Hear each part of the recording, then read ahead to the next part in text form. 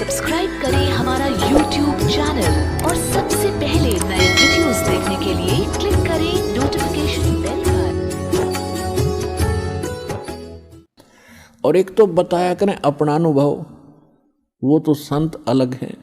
दास बताता है भगवान की बताई हुई, तो भगवान के बताए हुए में कोई त्रुटि नहीं हो रह सकती। ये तो आप बिल्कुल सत्य मान लो, ये तो माननी भी चाहिए कि भगवान जो कहता है वह फाइनल है। इंसान के कहे में त्रुटि हो सकती है, भगवान के कहे में नहीं हो सकती। तो दास अपना नहीं बताता अनुभव, भगवान का बताया ही बताता है। और जो उन्होंने ज्ञान दिया वो आपको सुनाता हूँ। और जिन महापुरुषों को भगवान सत्य वहाँ लेकर गए फिर वापस छोड़ा, उन्होंने जो ज्ञान दिया वो आपके रूबरू करता हूँ कि उन्होंने भी ऐसा ही कहा है और परमात्मा ने स्वयं आकर भी यही बताया है। तो फिर ये तो निरसंशय हो जाना चाहिए आपको कि दास जो कह रहा है वो फाइनल है, वो सत्य है। तो सत्य को ग्रहण करने की आदत बनाओ। बच्चे खिलौनों को सत्य मानते हैं क्योंकि उनकी बुद्धि इतना काम नहीं करती। छोटे छोटे घोड़े होते हैं खिलौने से, कार होती हैं, उनको हाथ से ऐसे घसीटते हैं, उनको कहते हट जाओ कार आ गई है, हट जाओ कार आ गई है, और पीछे पीछे दौड़ रहे हैं उसके। तो ये खिलौने हैं इस पृथ्वी लोक के जो आप डिमांड करते हो, वो तो खिलौनों से खेल रहे हो। और इस ज्ञान से फिर आप खिलौनों से खेलना अपने आप छोड़ दोगे। जैसे छोटे बच्चे होते हैं खिलौनों से खेलते छोटी छोटी कारों के साथ, और जब वो बड़े हो जाते हैं उनका विवाह हो जाता है और उनको ओरिजिनल कार बैठने को मिलती है, तो फिर क्या वो उन खिलौनों वाली कार से खेल सकते हैं? बड़े व्यक्ति आप उन खिलौने वाली कार को खेल सकते हो? उससे नहीं खेलोगे।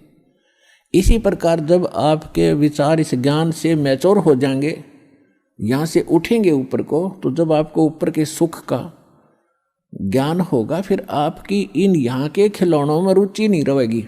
तो उस दिन आपकी भक्ति प्रारंभ होगी और एक दिन ये ज्ञान आपको होगा।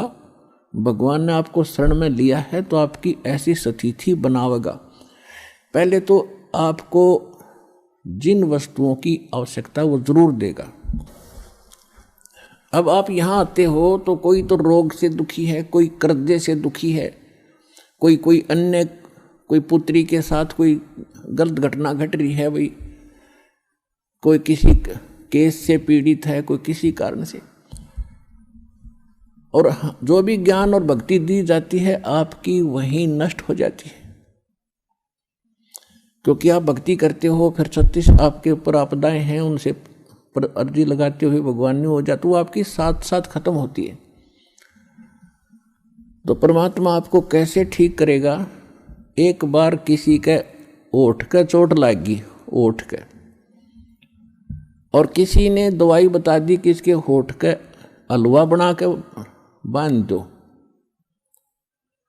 अब थोड़ा सा हलवा बनाया 10-20 ग्राम देसी घी का, उसके ओठ पर रख दिया।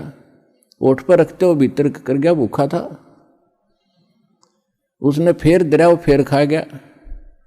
एक समझदार से ने बताया कि अच्छा बना दो, और पहले इसने भीतर से भरो, जब ओठ पर टटेगा अंदर से फुल करो इसको, जब टेकने देगा ये ओठ पे।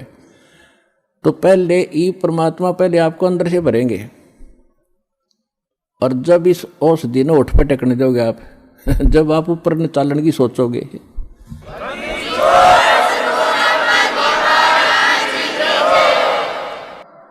अर्थात आपकी यहाँ की जो रिक्वायरमेंट है, दाता आपके दुख हैं पहले इन्हें ठीक करेगा। और ठीक हो के फिर आप गफलत कर जाते हो। इतना भी मालिक को मालूम है, आप चाहे मानो या ना मानो। अब कई भक्त कहते हैं जी कति और तो सारा ठीक हो गया, थोड़ा सा कोई बताते हैं ऐसा दुख रह गया, वहाँ यो तो रखना पड़ेगा भगवान ने, यो तो जान कर रखा ना, तुम फिर अंडी पाक जाओगे।